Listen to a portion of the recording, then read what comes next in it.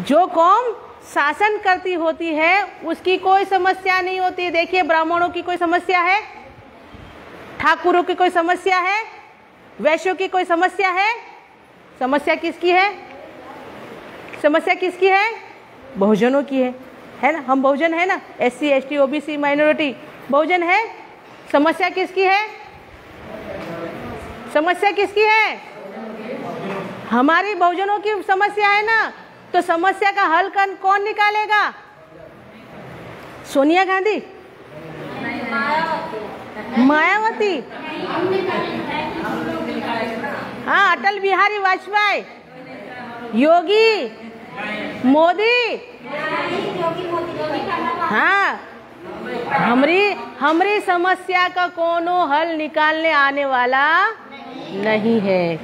उनके धर्म ग्रंथों में भी लिखा हुआ है, पढ़ लीजिएगा, बड़े बड़े अक्षरों में लिखा है, यदा यदा ही धर्मस्य ज्ञानी भवति भारतः, लिखा है ना। आऊंगा, जन्म लेके आऊंगा, भारत में ही जन्म लूंगा। क्यों बेटे? तेरे पास पासपोर्ट नहीं है। पाकिस्तान में भी जाएगा तो पाकिस्तान में जाने का भी पासपोर्ट लगेगा, है ना। कहीं दूसरे देश में क्यों जाएगा? नहीं, क्योंकि वहां जाने के लिए पासपोर्ट की जरूरत पड़ेगी। तो वो बोलता है आऊंगा, जन्म लूंगा, और जन्म भी कहाँ लूंगा? भारत में ही जन्म लूंगा। और भारत में जन्म लेने के बाद क्या करूंगा? राक्षसों का विनाश करूंगा, दानवों का विनाश करूंगा। हाँ, किसका? राक्षस, दानव, दैत्य कौन है? कौन है? हमारे पुरखे हैं, हमारे पुरखे हैं ना। राक्षस, दानव, दैत्य हमारे ही पुरखे हैं। तो क्या बोलते हैं? आऊंगा, जन्म लूंगा, भारत में ही लूंगा, और आकर राक्षसों का विनाश करूंगा। मतलब जन्म लेगा और हम उसको भगवान भी मानेंगे, और मारेगा किसको? आकर हमको ही मारेगा। जब हमको मारने के लिए पैदा हो रहा है, नहीं पैदा मत होना बा, हमको किसी भगवान की जरूरत नहीं है। हमारा कोई भगवान उद्धार करने वाला आने वाला नहीं है।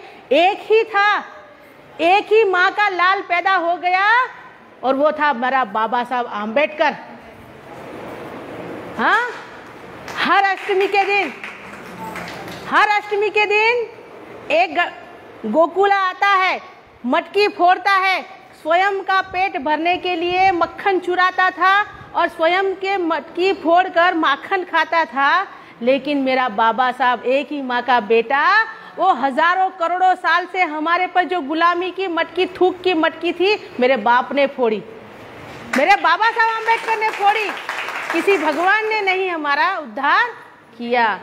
इसीलिए मैं आप लोगों को कहना चाहती हूँ, अगर उद्धार करना है तो स्वयं खुद का उद्धार आपको खुद को करना होगा, खुद को अतः दीप बनना होगा। जब तक खुद अंदर से प्रज्वलित नहीं होंगे, खुद दीप नहीं बनोगे, जब तक खुद अपना उद्धार नहीं कर सकोगे, कोई दूसरा आपका उद्धार करने वाला नहीं है। इसीलिए हमको खुद का शासन करती जमात बनना है। हमारे महापुरुष क्या बोल के गए? हमें शासन करती जमात बनना है। गरीब थे, झोपड़पट्टी थी ना। बाबा साहब अम्बेडकर जब जिंदा थे, झोपड़पट्टी थी। कहाँ लिखते? बाबा साहब अम्बेडकर ने क्या कहा? जाओ अपने घर की दीवारों पर लिख दो, जाओ अपने घर की दीवारों पर लिख दो। क्या लिखो? हमें शासन करती जमात बनना है। झोपड़पट्टी थी, दीवार नहीं थी, कहाँ लिखते? यहाँ, है ना। कितनी बड़ी दूरदृष्टि थी बाबा साहब अम्बेडकर की। जाओ अपने घर की दीवारों पर लिख दो, शासन करती जमात बनना है। और हम लोग क्या कर रहे हैं? शासन करती जमात बनने के लिए पढ़ते हैं, लिखते हैं, और फिर क्लर्क की लंबी लाइनों में खड़े हो जाते हैं, चपरासी की बनने की लंबी लाइन में खड़े हो जाते हैं। लंबी लंबी कतार। शासन करती जमात बाबा साहब अम्बेडकर ने सिर्फ प्यून बनने के लिए, चपरासी बनने के लिए, लंबी लाइनों में कतारों में खड़े रहने के लिए नहीं बोला था। शासन करती जमात, एमएलए, एमपी, राजा बनने के लिए बाबा साहब आम्बेडकर ने हमको कहा था, और हम लोग चपरासी और पियून की लंबी लाइनों में खड़े नजर आ रहे हैं। आज बहनों को खास तौर पर मैं कहना चाहती हूँ, वोट का अधिकार क्या होता है। वोट हम सोचते हैं जाएंगे मत दे के आएंगे, बटन दबाना, बटन दबाने को ही हम लोग सोचते हैं कि वोट देने का अधिकार, जो अधिकार है बटन दबाने को ही हम लोग सोचते हैं वोट का अधिकार। सिर्फ वो बटन दबा दिए और चले गए। आपको पता है बाबा साहब आम्बेडकर ने कितना संघर्ष किया, कितना बलिदान दिया, तब जाके बड़ी लड़ने के बाद, अपने 4 बच्चों को खोने के बाद, अपनी प्यारी पत्नी को खोने के बाद वो हक अधिकार हमको दिला पाए थे। और आज हम महिलाएं क्या कर रही है? हम महिलाएं बाबा साहब आम्बेडकर का त्याग और बलिदान भूल चुके हैं। आपको पता है गंगाधर बीमार था, राउंड टेबल कॉन्फ्रेंस में जाना था लंदन में बाबा साहब आम्बेडकर को,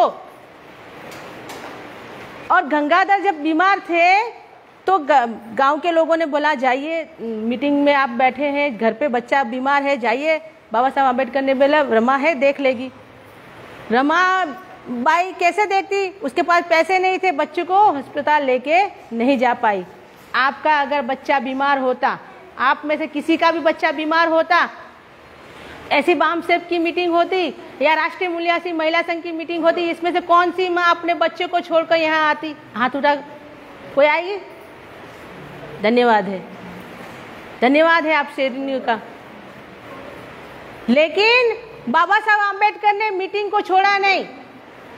जब घर पर आते हैं बाबा साहब आम्बेडकर तो गंगाधर मृत्यु हो जाती है, गंगाधर की मृत्यु हो जाती है। घर के आगे बहुत भीड़ हो जाती है कि बच्चा मर गया है, माँ रो रही है, बीवी रो रही है उनकी, बाबा साहब आम्बेडकर की। घर के गांव के लोग बोलते हैं बाबा साहब को जाइए कफन की व्यवस्था करिए, बच्चा मर गया है, उसको दफन विधि करिए। बाबा साहब आम्बेडकर घर के अंदर जाते हैं, प्रवेश करते हैं, जैसे ही घर के अंदर प्रवेश करते हैं दरवाजे से, रमाबाई सामने खड़े होते हैं और बाबा साहब आम्बेडकर को बोलते हैं पैसा लाइए। गांव के लोग बोलते हैं जाइए कफन का पैसा लेके आइए। तो बाबा साहब आम्बेडकर अपना जो सूट बूट पहनते थे ना बाबा साहब आम्बेडकर, तो कोट के अंदर हाथ ऐसे डालते हैं, ऐसे करके अंदर हाथ डालते हैं। लेकिन उनको मालूम है अंदर फूटी कौड़ी नहीं है। कहाँ जाना है? लंदन में जाना है, लेकिन फूटी कौड़ी जेब के अंदर नहीं है। यहाँ पर बैठी हुई या मेरे जैसी कोई महिला होती दूसरी हमारे जैसी समाज की, तो क्या बोलती? बड़ा बैरिस्टर बन के घूमता है, बामसेप की मीटिंग में चला जाता है और मेरा बेटे को मार डाला तूने, है ना, बोलती ना महिला। बड़े मीटिंगों में जाता रहता है और बच्चे को तो सुविधा दे नहीं पाया। हमारी महिला होती तो ऐसे उनको ताना देती अपने पुरुषों को। लेकिन माँ रमा थी, रमा का त्याग और बलिदान इतिहास में हाजिर है। आजकल की किसी महिला की ताकत नहीं है माँ रमा बनना। तो माँ रमा ने देखा कि बाबा साहब आम्बेडकर के पास फूटी कौड़ी नहीं है और बोले कफन लेके आए कमरे में से। तो माँ रमा ने बोला रुकिए बाबा साहब रुकिए। वो जो माँ ने साड़ी पहनी होती है, रमाबाई ने साड़ी पहनी होती है फटी टूटी, वो कमरे में जाती है और कमरे में जाकर वो साड़ी के 2 हिस्से करती है, 2 टुकड़े करती है माँ का। 2 टुकड़े करने के बाद एक खुद पर लपेटती है और एक बच्चे के कफन के लिए बाबा साहब आम्बेडकर को बोलती है लीजिए अपने गंगाधर का कफन बनाइए। कितना त्याग, कितना बलिदान। आजकल की महिला रेशम की साड़ी पहनती है, मैंने कॉटन का कपड़ा पहना है। ये आने के पीछे हमें तो संघर्ष नहीं करना पड़ा। क्या तुमको संघर्ष करना पड़ा? आपको करना पड़ा मैडम? नहीं करना पड़ा। बाबा साहब आम्बेडकर को 14 और तालाब का संघर्ष करना पड़ा। जानवरों को, कुत्ते बिल्ली और न जाने कैसे कैसे जानवरों को पीने के लिए मिलता था पानी 14 तालाब का। लेकिन हम लोगों को, अछूतों को, वहाँ तालाब के पास भी जाने का अधिकार नहीं था। और आज नल खोलते हैं, नल, पानी का नल, एकदम ठंडा बिस्लरी, घर के अंदर फ्रिज में से ठंडा ठंडा पानी पीते, देखो उसके अंदर ठंडा पानी आया है। ये बाबा साहब आम्बेडकर ने अथाक बहुत मेहनत की तब जाके हमको मिला हुआ है। और हम लोग क्या करते हैं, बटन दबा कर आते हैं और न जाने जिसको नहीं देना हो उसको भी वोट देकर आते हैं। कुत्ते को वोट दे के आते हैं, सुअर को वोट दे के आते हैं, हाथी को वोट देते हैं, साइकिल को वोट देते हैं, गधे को वोट देते हैं, सीटी को वोट देते हैं, कमल को वोट देते हैं, हाथ को वोट दे आते हैं। हम जानते ही नहीं है कि किसको वोट देकर आए। देना था, बटन दबाना था, दे दिया, बटन दबा कर आए। लेकिन बहनों, बाबा साहब आम्बेडकर ने कितनी मेहनत किया। एक दिन पार्लियामेंट में से हंसते हुए बाबा साहब आ रहे थे, हंसते हुए बाबा साहब आ रहे थे,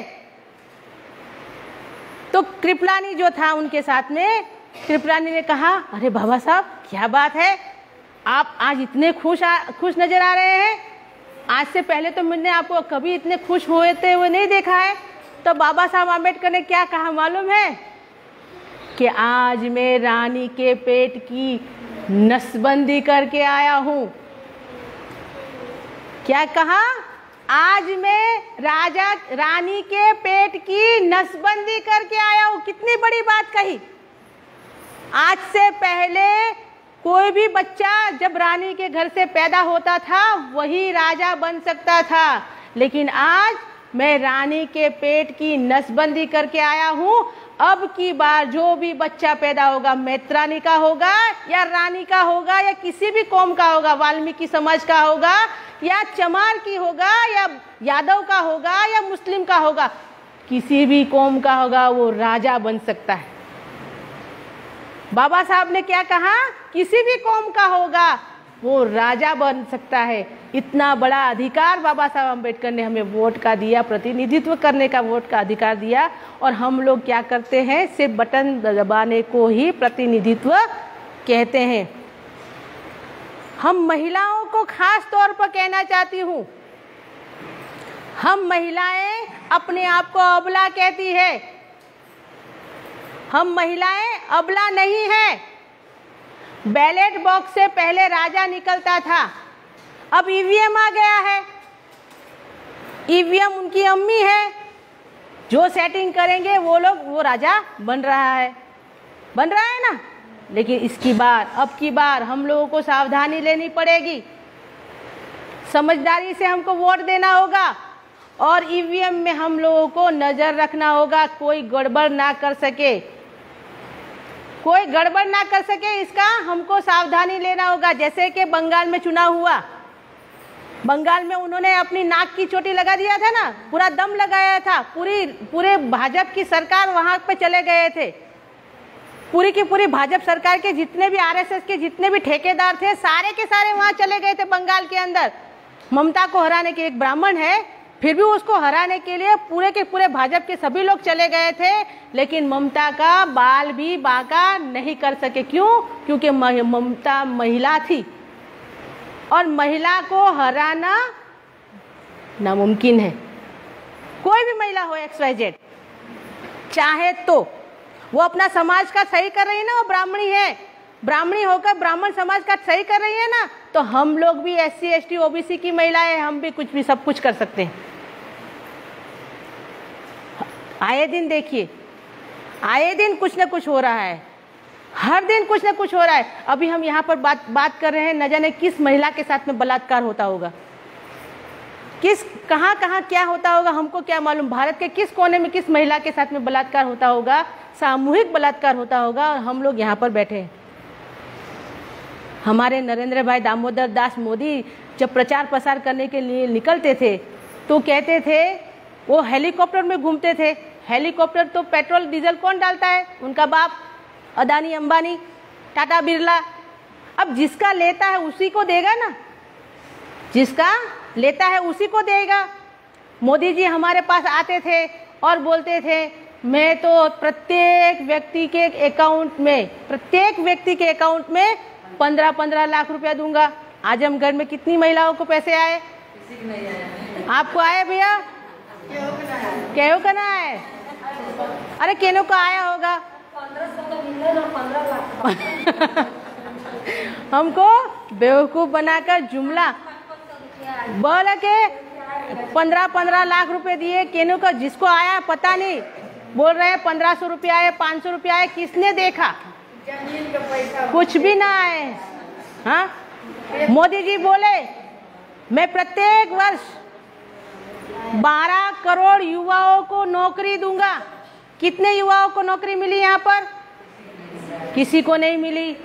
और हमारे मोदी जी बोलते हैं मैं गांव में जब भी जाता हूँ तो मेरी बहनों को जब मैं चूल्हे पे खाना बनाते हुए देखता हूँ, नरेंद्र भाई दामोदर दास मोदी जी क्या कहते हैं? मित्रों, बहनों, ये बहनों जो है चूल्हे पे खाना बनाती है तो मुझे बहुत ही दुख होता है। मोदी जी बोलते हैं उनकी आंखों से जो पानी निकलता है, धुएं से आंखों जलती है, मोदी जी की आंखों का और हमारे गांव की महिलाओं का, बहन सुनो, मोदी जी की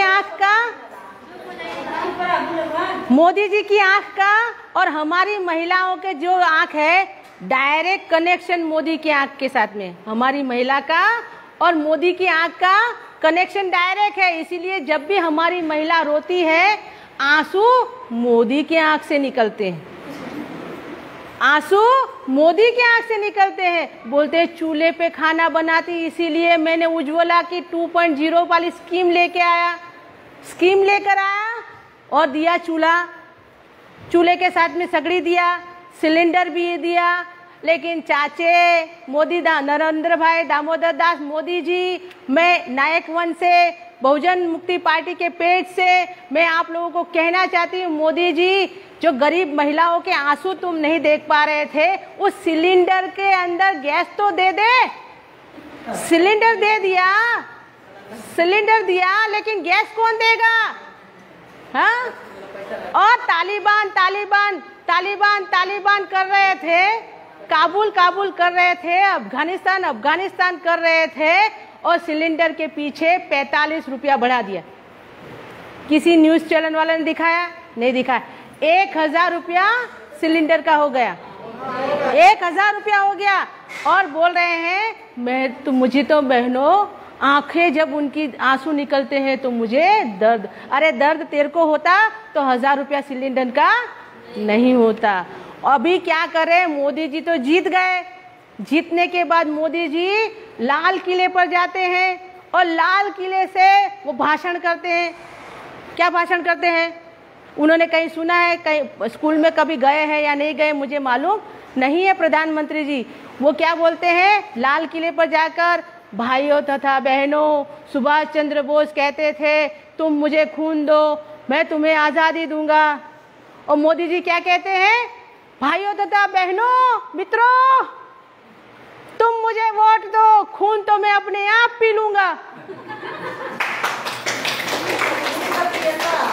पी रहा है ना, कितना पी रहे हैं, अनगिनत पी रहे हैं। और हम लोग क्या कर रहे हैं? चुपचाप बैठे रहे हैं, कोई किसी प्रकार का प्रश्न नहीं कर रहे हैं। सबसे पहले आप देखिए, ऑक्सीजन का मामला जब हुआ था, गोरखपुर में हुआ था, 170 बच्चे मर गए थे ऑक्सीजन की कमी के कारण। योगी सरकार में हुआ था और हम लोगों ने कहा अरे हमारे बच्चे तो घर में सुरक्षित है ना, मर गए वहां पर गोरखपुर में, हमको क्या लेना देना। हम लोगों ने किसी ने भी आवाज नहीं उठाई। लेकिन बहुजन क्रांति मोर्चा, बहुजन मुक्ति पार्टी ने आवाज उठाई थी, देश भर में आवाज उठाई थी कि हमारे बच्चों के साथ में हो रहा है। ये जो 170 बच्चे मर गए हैं वो हमारे समाज के बच्चे हैं। इसीलिए हम लोगों ने आवाज उठाई थी, आंदोलन किया था। वो ट्रायल था कोरोना का, जो गोरखपुर में जो घटना हुई वो ट्रायल था कोरोना का। तभी हम लोग समझ नहीं पाए थे कि इतनी बड़ी घटना क्यों हो रही है, इतनी बड़ी घटना क्यों हो रही है। वो कोरोना का ट्रायल था कि ये समाज के लोग, ये भारत के लोग कुछ आवाज करते हैं, जिंदा है या सही में मर चुके हैं। जब हम लोग किसी ने भी आवाज नहीं उठाई तब ये लोग समझ गए कि ये तो मुर्दा लाश पड़ी है, ये लोग कोई आवाज उठाने वाले नहीं है। और वो लोग कोरोना लेके आज हमारे कई 41 लाख लोग को मार डाला इन लोगों ने। ऑक्सीजन की कमी से लाखों लोग मर गए, और यहाँ तक कि विकास विकास विकास, हर हर मोदी, घर घर मोदी जो होने वाला था, घर घर मोदी जो हो रहा था, तो घर घर लाशों के ढेर पड़ गए थे। विकास हुआ मोदी जी? हम मना कहाँ कर रहे हैं? हमारे मूल निवासी समाज के घर के आगे जो लाशों के ढेर पड़े हैं, वो लाशों की ढेर का विकास हुआ। वो जो लाशें हैं वो गंगा के किनारे, जमुना के किनारे, यमुना के किनारे, गोदावरी के किनारे, सरस्वती के किनारे जो लाशों के ढेर पड़े हुए हैं, उसके ऊपर कफन नहीं है, उस कफन का विकास हुआ है। लेकिन भाइयों बहनों, मैं आप लोगों को कहना चाहती हूँ, अभी भी वक्त है, अभी भी वक्त है। ये सेमीफाइनल है, ये सेमीफाइनल में इनको हराना होगा। ये उत्तर प्रदेश का जो चुनाव है ये सेमीफाइनल है। अगर हम सेमीफाइनल में जीत गए तो फाइनल हमारी होगी, और फाइनल में हमको जीत कर दिखाएंगे। तो हमारी बहनों को कहना चाहती हूँ, बहनों, आज़ाद महिला आज़ाद बच्चे पैदा करती है, गुलाम महिला गुलाम बच्चे पैदा करती है। तो हम आज़ाद महिलाएं हैं, तो हमें हमारी आज़ादी के लिए लड़ना होगा, संघर्ष करना होगा। और आने वाले 9 अक्टूबर के दिन आप लोगों को, अगले दिन पहले से ही बोल देती हूँ, आप लोगों को यहाँ से गाड़ियाँ भर भर के एक जिले से कम 10,000 महिलाओं को लाने का संकल्प करना होगा। वादा करती हो क्या? आप लोग लाओगे? एक महिला कम से कम 10 महिला लाना होगा। कितने लोग बोल रहे हैं लाएंगे? हाथ उठा करो, जरा ऊंचा हाथ करके बताओ मुझे। जो हाथ नहीं उठाएगी मैं समझ जाऊंगी वो लोग नहीं लाने वाले हैं। जो हाथ उठा करो, कौन लाने वाला है? जो हाथ नहीं उठा करेगी समझ जाऊंगी कि वो अपने देश के लिए, अपनी कौम के लिए उसको कोई भी फर्क नहीं पड़ा। ऊंचा करो, थोड़ा हाथ तो ऊंचा कर बहन, इतनी तो हिम्मत कर। वाह, मुझे बहुत खुशी हुई। कम से कम आप ऐसा मत सोचना कि मैं छोड़ दूंगी आप लोगों को। हम जीतने के बाद भी तुम लोगों को छोड़ने वाले नहीं हैं। हम लोग जीतने के बाद भी आपके पास आएंगे, यहाँ पर मीटिंग लेंगे हम लोग। हम वादा फरोशी लोग नहीं है। एक बहन थी, एक प्यारी बहन थी हमारी, जिसको हमने बहुत बहुत नाजों से बहन जी बनाया था। मैं इतनी छोटी सी थी, भाग भाग के प्रचार प्रसार करती थी। काशीराम जी के गोद में बैठी हुई हूँ मैं। काशीराम जी की जयंती आ रही है, मैं उनको सत नमन करती हूँ स्मृति वर्ष के दिन। मैं बहन जी के जिताने के लिए, मैं इतनी छोटी सी थी तभी भागती थी कि बीएसपी करके, हाथी हाथी करके प्रचार प्रसार किया। और हमारी बहन भी जब हमारे बीच में आती थी, हमारे कौम के बीच में आती थी, पानी पी पी कर ब्राह्मण बनिया मनुवादियों को गालियां बोलती थी। ब्राह्मण, इसीलिए हमारी कौम ने उसको 4 बार सीएम बनाया। काशीराम जी के जीते जी जब 4 बार जब हमारे बीच में आती थी, हमारा ही लेती थी, हमारा ही खाती थी, हमारा ही पीती थी, हमने उसे 4 बार सीएम बनाया ना आप लोगों ने। जब हमारे बीच में आती थी, हमारा गुण गाती थी, हमारे ही पास से लेती थी, हमने भी दिया उसको भर भर के, झोली भर के। लेकिन आज उनको हमारी जरूरत नहीं। उन्होंने श्रवण का सम्मेलन किया, बोलते हैं श्रवण गरीब है। SC ST OBC में उनको, बहन जी को अब कोई गरीब नजर नहीं आता। उन्होंने की, उनकी तो मैं क्या बात करूं। मैं बहन जी को बोलती हूँ, तू अपना काम कर बहन। जब हाथी का सर कटा था ना, सर काटने के बाद उसको गणपति घोषित किया। हाथी का सर काटने के बाद उसको गणपति घोषित किया। इतिहास सामने है, इतिहास हमें पढ़ने में आता है ना कि हाथी का सर काटने के बाद ही उसको गणपति बनाया गया। अब BSP के हाथी की भी ऐसी ही बारी है। उसको भी क्या कर दिया इन लोगों ने? हाथी नहीं, गणेश है, ब्रह्मा नहीं, विष्णु महेश है। उनको अब हमारे SC ST OBC की कोई ज़रूरत नहीं है। उन्होंने बाबा साहब आम्बेडकर की मूर्ति को भी नहीं छोड़ा, जो प्रतिमा है उसको भी नहीं छोड़ा। उन्होंने क्या किया, बाबा साहब आम्बेडकर की मूर्तियों के उनका जो मुंह है, सर है, उसको हटाकर वहाँ पर गणपति बिठा दिया। हाथ में संविधान है और ऊपर गणपति बिठा दिया। हमें किसी गणपति की या किसी भगवान की ज़रूरत नहीं है। माया बहन, मैं आपको कहना चाहती हूँ, हमें परशुराम की नहीं, हमें काशी राम की ज़रूरत है। हमें परशुराम की नहीं, हमें काशी राम की ज़रूरत है। और आने वाले समय में हम महिला ही इतिहास को बदलेगी और आजमगढ़ से ही ये शुरुआत होगी। आप लोग 9 अक्टूबर को चलो चलो लखनऊ, हम सब, हाँ, यहाँ के पुरुषों के साथ में मदद लीजिए। यहाँ आप लोग फील्ड में जाइए, फंडिंग कीजिए और फंडिंग से जितना पैसा आता है आप लोग मिलकर इन पुरुषों की मदद से गाड़ियाँ करवाइए, गाड़ियाँ करके बसें करके वहाँ चलिए, ठीक है। अगर खाना नहीं है तो घर से चने और गुड़ ले लेना। हम लोग भोजन समाज नहीं है, बहुजन समाज। हम एक दिन नहीं खाएंगे तो इतिहास में लिखा जाएगा कि हमने भूखे रहकर वहाँ पे काशी राम का जो मिशन है उसको पूरा करने के लिए गए थे। हमारी महिलाएं आज से 75 साल पहले बाबा साहब आम्बेडकर को नंगे पैर चलकर, तभी अभी तो साधन संसाधन है, गाड़ियाँ हैं, ट्रेनें हैं, बसें हैं, स्कूटर हैं, व्हीकल बहुत सारे हैं।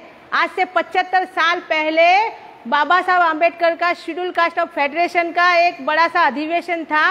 25,000 महिलाएं चलकर गई थी। 25,000 महिलाएं नागपुर में चल के गई थी।